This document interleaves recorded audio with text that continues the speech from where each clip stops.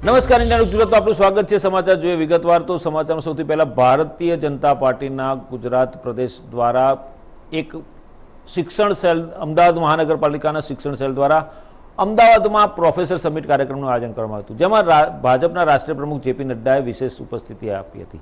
આ કાર્યક્રમમાં અમદાવાદ શહેરના પ્રમુખ અમિત શાહ, રાષ્ટ્રીય પ્રમુખ જેપી નડ્ડાનું સ્વાગત કર્યું હતું। આ કાર્યક્રમમાં અમદાવાદ શહેરના પ્રમુખ અમિત શાહ અને પ્રદેશ મહામંત્રી પ્રદીપસિંહ વાઘેલાએ પ્રાસંગિક સંબોધન પણ કર્યું હતું।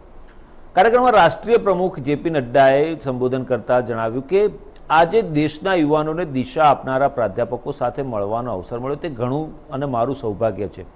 પ્રાધ્યાપકોએ મારા સારા કાર્ય માટે કોઈને પાસેથી સર્ટિફિકેટ લેવાની જરૂર નથી। વિશ્વવિદ્યાલયની શરૂઆત ભારતમાં થઈ હતી। નાલંદા અને તક્ષશિલા જેવા વિશ્વવિદ્યાલય ભારતમાં હતા।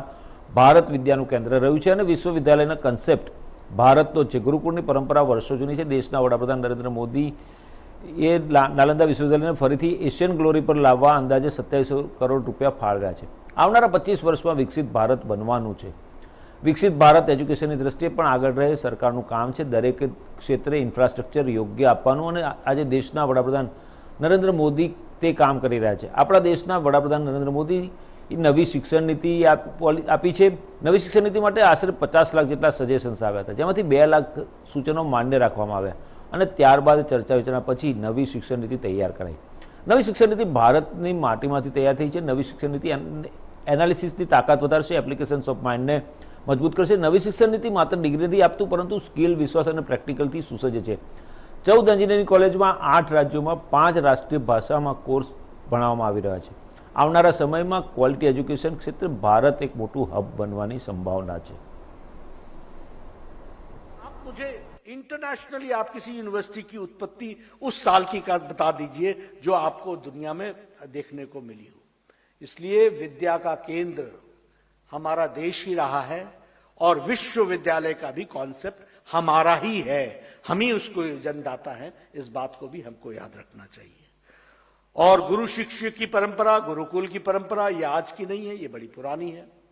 और इसी में से अगर हम देखें तो फिर चाहे आर्यभट्ट हो, चाणक्य हो, पाणिनि हो, धन्वंतरी हो, शुशुक हो, चारवाक हो या चरक हो, सबको गुरुकुल में ही पढ़ने का सौभाग्य मिला और सबको उसी में से, उन्हीं की उत्पत्ति से आज हम इस एजुकेशन की जो एक्सपेंशन को देख रहे हैं उसकी बेसिक्स इन्हीं लोगों ने ही रची थी। ये हमको ध्यान में रखना चाहिए।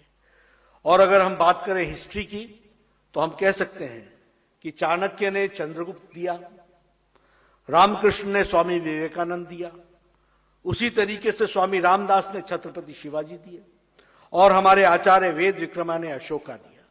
यानी सिर्फ गुरु शिष्य की बात नहीं, इस सोसाइटी में, हमारी सोसाइटी में शिक्षक का क्या रोल है और किस तरीके से हिस्ट्री में डेस्टिनी को शेप करने में शिक्षक का रोल रहा है, यह हमको स्पष्ट होना चाहिए। और इसलिए जब हम कहते हैं तो सिर्फ आपको खुश करने के लिए नहीं कहते हैं कि teaching is a noble profession. It is a noble profession, it is a profession which guides the destiny of the country. इस बात को भी हमको याद रखना चाहिए। और हमको एजुकेशन में भी ओल्ड ट्रेडिशंस को हमेशा ध्यान रखना चाहिए। मैं इस बात का बहुत हामी नहीं भरता हूं कि everything in the west is the best. बहुत कुछ हमारे से सीख निकला है। और मैं तो एक पॉलिटिकल साइंस का विद्यार्थी हूं। मैं कहना नहीं चाहता, लेकिन मैं ईस्टर्न पॉलिटिकल थॉट को भी अच्छे से पढ़ा है और वेस्टर्न पॉलिटिकल थॉट को भी पढ़ा है। मैं दोनों की गहराई और डेप्थ को जानता हूं।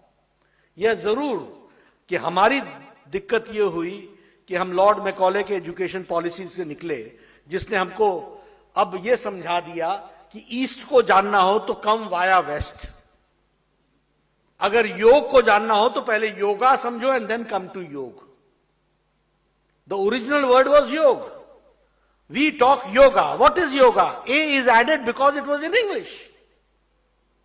तो और हमको योग समझने के लिए योगा समझना पड़ा। ये हम वाया वेस्ट आए, ये हमको समझना चाहिए अपने एंशियंट नॉलेज को जानने के लिए भी। तो हमको इस बात को भी ध्यान में रखना चाहिए। मित्रों, अगर हम इसी दृष्टि से बात करें तो आज हम कह सकते हैं कि एजुकेशन को बहुत बड़ा एम्फेसिस आज प्रधानमंत्री नरेंद्र मोदी जी के नेतृत्व में देश में एजुकेशन को एम्फेसिस दी। વિધાનસભાની ચૂંટણીઓ જેમ જેમ નજીક આવી રહી છે તેમ તેમ રાજકીય ગરમાવો પણ વધી રહ્યો છે. સાબરકાંઠાના હિંમતનગરમાં બુધવારે દિલ્હીના નાયબ મુખ્યમંત્રી અને શિક્ષણ મંત્રી મનીષ સિસોદિયા સહિત ઈસુદાન ગઢવી દ્વારા રોડ શો આયોજિત કરવામાં આવ્યો હતો, જેમાં ટાવર ચોકથી હિંમતનગર બસ સ્ટેન્ડ સુધી રોડ શો કરી સ્થાનિક જનતાનું જનસમર્થન મેળવવાનો પ્રયાસ કરવામાં આવ્યો. જોકે હિંમતનગર બસ સ્ટેન્ડ ખાતે દિલ્હીના નાયબ મુખ્યમંત્રી મનીષ સિસોદિયાએ જણાવ્યું કે ગુજરાતમાં છેલ્લા 27 વર્ષમાં કોઈપણ પ્રકારનો વિકાસ થયો નથી, તેમજ માત્ર જુમલાઓની જ વાતચીત થઈ છે. ત્યારે આ વખતે સ્થાનિક જનતા દ્વારા આમ આદમી પાર્ટીને સહયોગ આપવા માટે અપીલ કરવામાં આવી. સાથોસાથ દિલ્હીના શિક્ષણ મંત્રી મનીષ સિસોદિયાએ નિવેદન કર્યું હતું કે કોંગ્રેસ દ્વારા 5 દાયકા રાજ કરાયા બાદ છેલ્લા 27 વર્ષથી ભાજપનું રાજ હોવા છતાં ગુજરાતમાં પાયાની સુવિધાઓ દૂર છે અને ત્યારે સ્થાનિક જનતા દ્વારા આ વખતે સમગ્ર ગુજરાતમાં સત્તા પરિવર્તનની જરૂરિયાત ઊભી થઈ છે, તેમજ સ્થાનિકો પણ આ પરિવર્તન ઈચ્છી રહ્યા છે અને આ પરિવર્તન આગામી સમયમાં ગુજરાતમાં ચોક્કસ થવાનું છે. गुजरात में सत्ता परिवर्तन के लिए, और सत्ता परिवर्तन तो जरिया है, वास्तव में तो शिक्षा की स्थिति में परिवर्तन के लिए, सरकारी स्कूलों को अच्छा करने के लिए, सरकारी अस्पतालों को अच्छा करने के लिए, रोज़गार के लिए, महिलाओं के लिए, किसानों के लिए, मज़दूरों के लिए, इन सब के लिए एक परिवर्तन करने के लिए लोग इंतज़ार कर रहे हैं. पिछले 27 साल से भारतीय जनता पार्टी सरकार में है. उन्होंने कभी स्कूलों पे काम नहीं किया, उन्होंने कभी अस्पतालों पे काम नहीं किया, उन्होंने कभी रोज़गार पे काम नहीं किया, उन्होंने कभी किसानों के लिए काम नहीं किया. हमेशा इधर उधर के जुमले छोड़ते रहे. आज लोग अरविंद केजरीवाल जी को एक उम्मीद के रूप में देख रहे हैं और इस बात पे आगे बढ़ रहे हैं कि अरविंद केजरीवाल जी जो कहते हैं वो उन्होंने दिल्ली में करके दिखाया, अरविंद केजरीवाल जी जो कहते हैं वो उन्होंने पंजाब में करके दिखाया, और अब अरविंद केजरीवाल जी ने गुजरात में जो गारंटी दी हैं, वो चाहे स्कूल अस्पताल के लिए हों, बिजली के लिए हों, चाहे रोज़गार के लिए हों, या सरकारी कर्मचारियों के वेलफेयर के लिए, उनके पेमेंट्स के लिए हों, उस पर सब पर काम करेंगे, ये लोगों को भरोसा बना है. तो उसके लिए आज यात्रा शुरुआत की है. अगले 6 दिन में गुजरात के अलग अलग ज़िलों में अलग अलग विधानसभा सीटों पर जाकर लोगों से भी मुलाकात करूंगा, वहाँ सभाएं भी रहेंगी, वहाँ पूरी यात्रा रहेगी. इसका आज का कार्यक्रम की शुरुआत हुई है आज से. मनीष जी, आज पदयात्रा छोड़ કોંગ્રેસ પ્રમુખ પદ માટે આગામી મહિને ચૂંટણી યોજાવાની છે. પ્રમુખ પદ માટે ગાંધી પરિવારમાંથી રાહુલ ગાંધીને મનાવવાના પ્રયાસો તેજ ગતિએ ચાલી રહ્યા છે, તો બીજી બાજુ રાહુલ ગાંધી આ પદ માટે તૈયાર નહીં હોવાનું કહેવાઈ રહ્યું છે. આ સંજોગોમાં ગાંધી પરિવારના વિશ્વસનીય અને રાજસ્થાનના મુખ્યમંત્રી અશોક ગેહલોત ચૂંટણી લડવાના છે. તેમની વિરુદ્ધમાં G23 જૂથના શશી થરૂર પણ ચૂંટણીમાં ઝંપલાવે તેવી શક્યતાઓ દર્શાવાઈ રહી છે. આ ચૂંટણી માટે કોંગ્રેસના ચૂંટણી અધિકારી એવા મધુસૂદન મિસ્ત્રીએ અમારા સંવાદદાતા રજત રાકેશ ટંડન સાથે આ મામલે ખાસ વાતચીત કરી હતી. આવો જોઈએ શું કહે છે મધુસૂદન મિસ્ત્રી. कांग्रेस अध्यक्ष पद के चुनाव की चर्चा हर तरफ है. हमारे साथ बातचीत करने के लिए वो व्यक्ति हैं जो इस पूरे चुनाव को कराएंगे, मधुसूदन मिस्त्री साहब, इलेक्शन अथॉरिटी. सर, चारों तरफ चर्चा इस बात की है अध्यक्ष कौन बनेगा. अभी कुछ देर पहले राजस्थान के मुख्यमंत्री अशोक गहलोत जी ने आपसे मुलाकात करी. क्या चर्चा हुई, क्या उन्होंने पूछा, प्रस्तावक कैसे होंगे, पेपर्स कैसे जमा होंगे, क्योंकि वो बार बार कह रहे हैं कि हाँ पार्टी कहेगी तो मैं लड़ने के लिए तैयार हूँ. मुझे पता नहीं उनसे क्या चर्चा हुई क्या चर्चा नहीं हुई. मेरा कंसर्न इतना है, अगर जो फॉर्म भरने आएंगे, फॉर्म लेने कोई आएगा तो हम फॉर्म देंगे, वो फॉर्म भर के वापस हमको करेंगे तो हम फॉर्म रखेंगे उनको और विड्रॉल तक राह देखेंगे. जब विड्रॉल के बाद जो कैंडिडेट रहेंगे उनका इलेक्शन प्रोसेस अच्छी तरह से चले, फेयर चले, ट्रांसपेरेंट वे से चले, वो सब देखने का काम हमारा है, ऑर्गेनाइज करने का काम हमारा है और उसमें हम है तो कामयाब रहेंगे. सर, जो भी फॉर्म जमा होगा वो AICC हेडक्वार्टर्स में ही जमा होगा. जो भी फॉर्म होगा यहीं जमा होगा. कितने इलेक्टोरल्स हैं सर? आपने डिजिटल कार्ड्स भी बनाया है उसके लिए, वोटिंग के लिए, PCC डेलीगेट. कार्ड तो जितने डेलीगेट से उतने बने हैं और वो सब स्टेट के अंदर गए भी हैं. सभी स्टेट में से कितने स्टेट ने डिस्ट्रीब्यूट भी कर दिए, कितने के बाकी भी होंगे, वो भी हो जाएंगे उसके अंदर. हमारी तरफ से हमारी तैयारी पूरी है. कई लोगों ने ये भी कहा कि वो चुनाव लड़ना चाहते हैं. जैसे इस बात की चर्चा थी, शशि थरूर हैं, ये लोग हैं, ये लोग चुनाव लड़ना चाहते हैं. प्रस्तावक कितने होंगे इस चुनाव में? एक चुनाव के अंदर किसको प्रस्तावक बनना है तो 10 मिनिमम चाहिए, डेलीगेट होने चाहिए. उसकी सिग्नेचर, उसका फॉर्म अवेलेबल होगा, फॉर्म लेके जा सकते हैं और है तो 10 प्रस्तावक के साथ में वो भर सकते हैं. सर, क्योंकि आप ये देख रहे हैं, सूत्रों से खबर ये भी आई कि पार्टी में जो चाहे, जो पार्टी में है डेलीगेट है, वो चुनाव लड़ सकता है. ऐसे में बार बार हमने देखा कि कई स्टेट्स ऐसे थे जिन्होंने रेजोल्यूशंस पास किया, कहा नहीं राहुल गांधी को ही चुनाव लड़ना चाहिए. वो हमको बाइंडिंग नहीं है, इलेक्शन अथॉरिटी को बाइंडिंग नहीं है, वो उनका इंटरनल बात है। सर एक चीज और आपसे, क्योंकि आप इस चुनाव को देख रहे हैं, बार बार ये बात हो रही थी कि अशोक गहलोत जी कह रहे हैं कि साहब मैं मुख्यमंत्री हूं, यहाँ पर अध्यक्ष का भी चुनाव लड़ सकता हूं। पार्टी का संविधान क्या इस बात को अनुमति देता है कि एक व्यक्ति वहां मुख्यमंत्री रहकर यहाँ पर अध्यक्ष का चुनाव लड़ सकता पार्टी के संविधान में ऐसा नहीं है, है? मतलब एक व्यक्ति एक ही पद ये है या फिर लड़ भी सकता है? ऐसा नहीं है। पार्टी के अंदर कोई भी पद के ऊपर हो आप, वो एडमिनिस्ट्रेटिव और जो रूलिंग का वो पद है, उसके अंदर ये ऑर्गेनाइजेशन का पद है, तो ऑर्गेनाइजेशन के अंदर चुनाव लड़ सकते हैं, लेकिन कॉन्स्टिट्यूशन में ऐसा नहीं है। अच्छा सर, आखिरी सवाल आपसे, अब तक क्या कोई आपने कागज दिया है अध्यक्ष पद के चुनाव के लिए जिसको प्रस्तावना करना है? क्या अब तक किसी ने पेपर आपसे नोटिफिकेशन हम देते हैं, उसका नोटिफिकेशन कल निकलेगा, जो नॉमिनेशन करने आएगा उसका फॉर्म हम देंगे, हम फॉर्म के साथ में उसको इन्फॉर्मेशन भी देंगे कि भाई आप चुनाव जो फॉर्म भरोगे तो उसके बाद क्या क्या करोगे, आपका एजेंट क्या करेगा, समझे कि नहीं, आप क्या कर सकते हो चुनाव के अंदर। जैसे आप प्रोपेगेंडा नहीं कर सकते हो, किसी को साथ में मोटर में बिठा के वोट देने के लिए ला नहीं सकते हो, किसी का कैरेक्टर असैसिनेशन नहीं कर सकते, एडवर्टाइजमेंट नहीं कर सकते, ये सब कॉन्स्टिट्यूशन में है, तो उनको एबाइड है, वो उस हिसाब से चुनाव अपना लड़े। बहुत शुक्रिया हमसे बातचीत करने के लिए। कैमरामैन प्रमोद के साथ राकेश टंडन। દિલ્હીની એમ્સ હોસ્પિટલમાં દાખલ બોલિવૂડના અભિનેતા અને કોમેડિયન રાજુ શ્રીવાસ્તવ ઘણા દિવસોથી જીવન અને મોત વચ્ચે ઝોલા ખાઈ રહ્યા હતા. તેમનો પરિવાર અને ચાહકો તેમના સ્વાસ્થ્ય માટે પ્રાર્થના કરતા થાકતા નહોતા. ત્યારે રાજુ શ્રીવાસ્તવના મૃત્યુના સમાચાર આવ્યા અને આખું બોલિવૂડ શોકમગ્ન થઈ ગયું. અને તેમના નિધનના સમાચાર જાણીને વડાપ્રધાન નરેન્દ્ર મોદીએ પણ ટ્વીટ કરીને બોલિવૂડના આ કોમેડિયન અને અભિનેતા રાજુ શ્રીવાસ્તવને શ્રદ્ધાંજલિ પાઠવી. સાથે સાથે કેન્દ્રીય ગૃહ અને સહકારિતા મંત્રી અમિત શાહે પણ તેમને શ્રદ્ધાંજલિ પાઠવી હતી. બોલિવૂડના આ અભિનેતા અને કોમેડિયન રાજુ શ્રીવાસ્તવ 10મી ઓગસ્ટે જીમમાં વર્કઆઉટ કરી રહ્યા હતા. તે વખતે તેમને એકદમ જ હાર્ટ એટેક આવ્યો હતો અને તેમને તાત્કાલિક એમ્સમાં દાખલ કરવામાં હતા. ત્યારથી તેઓ કોમામાં હતા અને ત્યાં આગળ તેમને વેન્ટિલેટર પર રાખવામાં હતા. તેમની એન્જિયોપ્લાસ્ટી પણ કરવામાં આવી હતી, પરંતુ ડૉક્ટરોએ અથાગ પ્રયત્ન કર્યા તેમને બચાવવા માટેના, પરંતુ 42 દિવસની સારવાર બાદ એટલે કે 21મી સપ્ટેમ્બરે બુધવારે સવારે 10:20 તેમણે અંતિમ શ્વાસ લીધા હતા.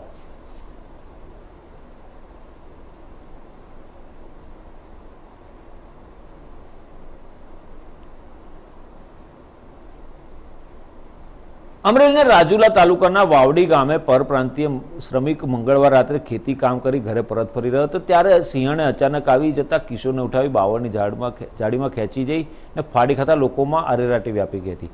આ ઘટનાની જાણ થતાં વન વિભાગની ટીમ ઘટના સ્થળે પહોંચી હતી અને વન વિભાગ દ્વારા સિંહણથી કિશોરને છોડાવવાની ઘણી કોશિશો કરી, પરંતુ સિંહણ તેને છોડવા તૈયાર નહોતી. ત્યાર પછી જેસીબીની મદદથી ભારે જહેમત બાદ સિંહણના મુખમાંથી કિશોરનો મૃતદેહ છોડાયો હતો. મૃતકની લાશને પોસ્ટમોર્ટમ માટે રાજુલા હોસ્પિટલમાં ખસેડવામાં આવ્યો હતો. આ કિશોર મધ્યપ્રદેશના રહેવાસી રાહુલ સુમેરસિંહ મસાણિયા હોવાનું જાણવા મળ્યું છે. ત્યારે વન વિભાગ દ્વારા પાંજરું મૂકી સિંહણને પાંજરે પૂરવા માટે અને તેને રેસ્ક્યુ કરવાનું ઓપરેશન હાથ ધરવામાં આવ્યું છે. અને વન વિભાગ દ્વારા વહેલી સવારે સિંહણ સહિત ચાર પાઠડાઓનું રેસ્ક્યુ કરી પાંજરે પૂરવામાં હતા અને પાંજરે પૂરાતા ગ્રામજનોએ રાહતનો શ્વાસ લીધો હતો. Rajula range officer Yograjsinh Rathod, ACF Vegada તેમજ ટ્રેક્ટર સહિત એસઆરપીના જવાનો મોટી સફળતા મળી છે. બાબરકોટ એનિમલ કેર ખાતે સિંહણ સહિત 4 પાઠડ સિંહોને તપાસ માટે ખસેડવામાં આવ્યા છે. હું વાયમ રાઠોડ, આરએફ રાજુલા, તારીખ 20/9/2022ના રોજ રાજુલા રેન્જના વાવડી ગામના વાડી વિસ્તારમાં પરપ્રાંતીય મજૂર શ્રી રાહુલભાઈ સુમરસિંહભાઈ મહેસાણિયા મજૂરી કામથી ઘરે જતી વખતે પરત ફરતી વખતે વન્ય પ્રાણી સિંહ સાથે ઘર્ષણ થતાં તાત્કાલિક તાંબાના સ્ટાફ સાથે ઘટના સ્થળ પર પહોંચી તપાસ કરતા તેઓ મૃત જોવા મળેલ, જેની વધુ તપાસ મહેરબાન નાયબ વન સંરક્ષક સાહેબ શ્રી જયંત પટેલ સાહેબ શ્રીના માર્ગદર્શન હેઠળ તેમજ એસીએફ સાહેબ શ્રી એનઆર વેગડા સાહેબ તથા વેટનરી ઓફિસર શ્રી લીલિયાની રૂબરૂમાં સ્ટાફ સાથે તપાસ કરી સ્કેનિંગ કરી વન્ય પ્રાણી સિંહનું રેસ્ક્યુ કરવામાં આવેલ છે તથા વધુ તપાસ હાથ ધરવામાં આવે. દેશભરમાં લંપી વાયરસને લઈને પશુઓના મોત થઈ રહ્યા છે, ત્યારે સરકાર આ બાબતે નક્કર પગલાં ભરે તેમજ માલધારી સમાજની વર્ષો જૂની માંગણીઓ પૂર્ણ કરે તેની અપેક્ષા સાથે અમીરગઢ તાલુકાના માલધારી સમાજના લોકો દ્વારા બાઇક રેલી યોજવામાં આવી હતી. તંત્રને આવેદનપત્ર પણ પાઠવ્યું હતું. લંપી વાયરસને લઈને 21મીના રોજ ગુજરાત બંધનું એલાન આપવામાં આવ્યું હતું, ત્યારે અમીરગઢ તાલુકાના મુખ્ય મથક ઇકબાલગઢ વિરમપુરનું બજાર મોટાભાગે ખુલ્લું હતું, જ્યારે માલધારી સમાજના લોકો દ્વારા ઇકબાલગઢ હાઈવેથી બાઇક રેલી યોજવામાં આવી હતી.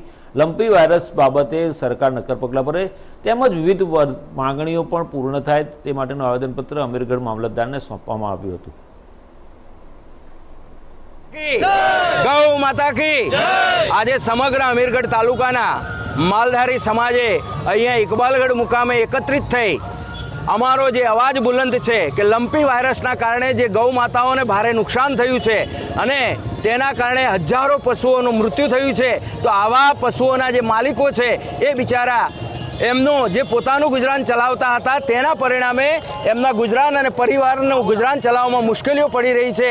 તો અમારી પ્રથમ માગણી છે આ સરકાર પાસે કે અમારે લંપી વાયરસની અંદર જે પશુઓ મૃત્યુ પામ્યા છે એવા માલિકોને 45,000નો વીમો આપવામાં આવે, લંપી વાયરસની 100% રસીકરણ કરવામાં આવે, ગૌચરના જે દબાણો છે એને દૂર કરવામાં આવે, સાથે સાથે જંગલના જે જમીનો આજે ગાયો અને પશુપાલકોને વાડાઓ તરીકે જેનો અમે ઉપયોગ કરીએ છીએ એ સનદોને સરકાર અમને સનદ ફાળવે અને એ જમીન અમને ફાળવે.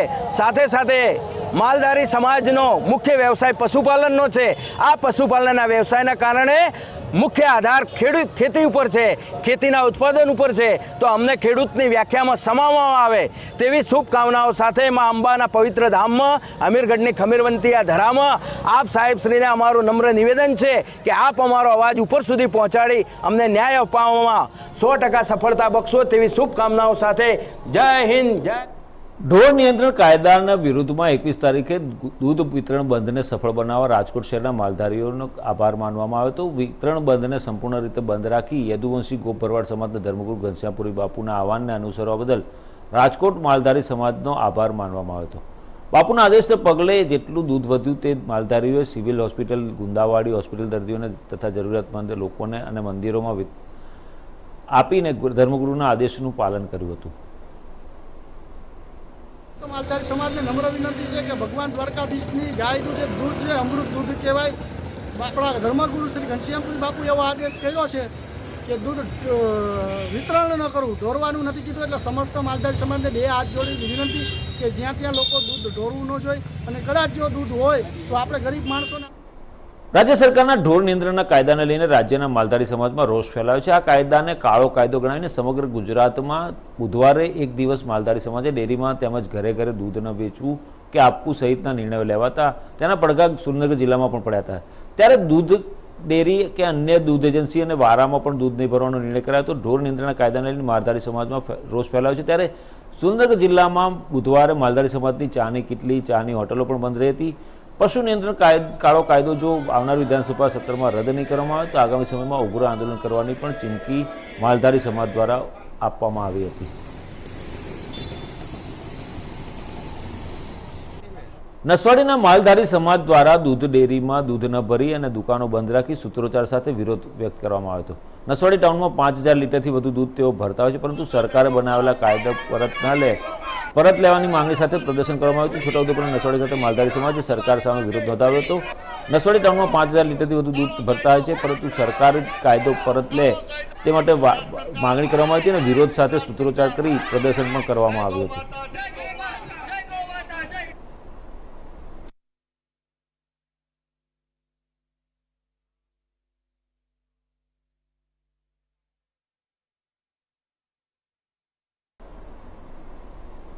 નવસારીમાં રખડતા ઢોરના કાયદા મુદ્દે માલધારીઓનો અનોખો વિરોધ નોંધાવવામાં આવ્યો છે. માલધારીઓએ 1500 લીટર દૂધ નહીં ભરી ખીર બનાવી હતી. ખીર બનાવી ગણદેવીની શાળાઓ, આશ્રમ શાળા, હોસ્પિટલમાં પીવડાવી વિરોધ વ્યક્ત કર્યો હતો. મામલતદાર કચેરીમાં પણ અધિકારીઓને ખીર પીવડાવી વિરોધ નોંધાવવામાં આવ્યો હતો. વિરોધ સાથે કાયદો રદ કરવાની માંગણી કરાઈ હતી અને જે રીતે સમગ્ર રાજ્યમાં માલધારી સમાજ દ્વારા બુધવારે દૂધ નહીં વેચવાનો અને દૂધ નહીં પહોંચતું કરવાની જે નિર્ણય કરવામાં આવ્યો હતો ને તેને અનુસરીને સમગ્ર રાજ્યમાં એટલે ખાસ કરીને અમદાવાદ, વડોદરા, રાજકોટ, સુરત જેવા શહેરોમાં અને મોટા મોટા તાલુકાઓમાં અને ગામડાઓમાં પણ દૂધ પહોંચતું થયું નહોતું અને દૂધની ડિલિવરી પણ કરવામાં આવી નહોતી અને માલધારી સમાજ દ્વારા દૂધ પહોંચાડનાર ટેમ્પાને પણ તે લોકોએ હવા કાઢી નાખી હતી અને તેમાં તોડફોડ કરી હોવાના સમાચારો સામે આવે છે। ત્યારે માલધારી સમાજની માંગણીઓ સ્વીકારવા માટે રાજ્ય સરકારે પણ વિચારણા કરવી જોઈએ તેવી માલધારી સમાજના આગેવાનોની અપીલ છે।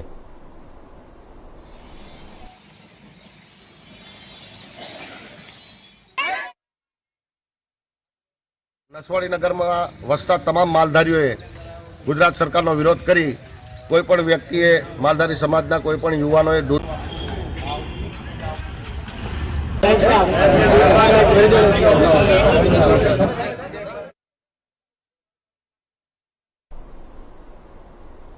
તો આ હતા અત્યાર સુધીના સમાચાર। વધુ સમાચાર અપડેટ્સ માટે જોતા રહો ઇન્ડિયન ન્યૂઝ ગુજરાત, ગુજરાતી ધડકન। નમસ્કાર।